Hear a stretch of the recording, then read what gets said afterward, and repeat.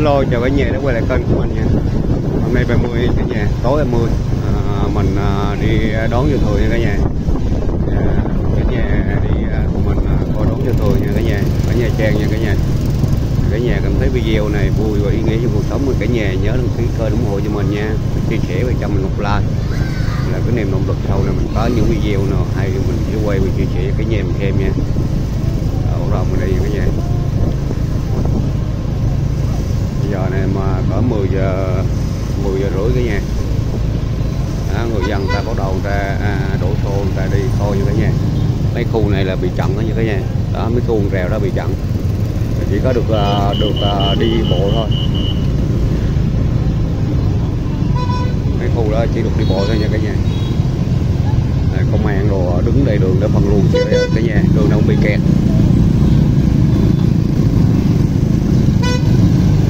Người ta gửi xe là bịt hết cái nha.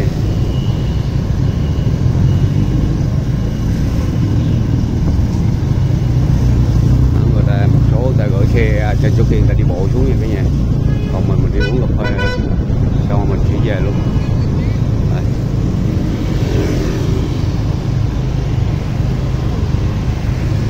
Bây giờ người ta đổ bộ ra người ta đi.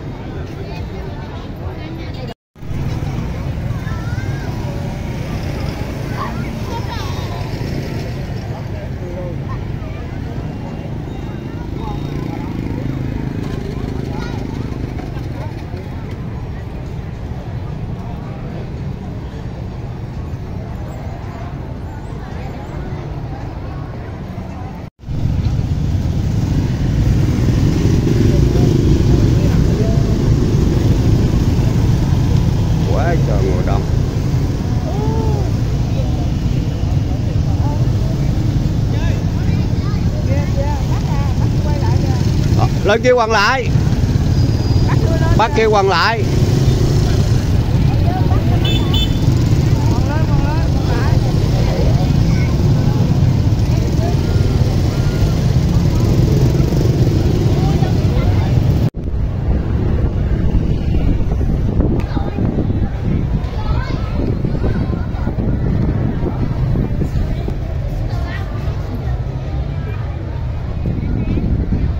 Biển người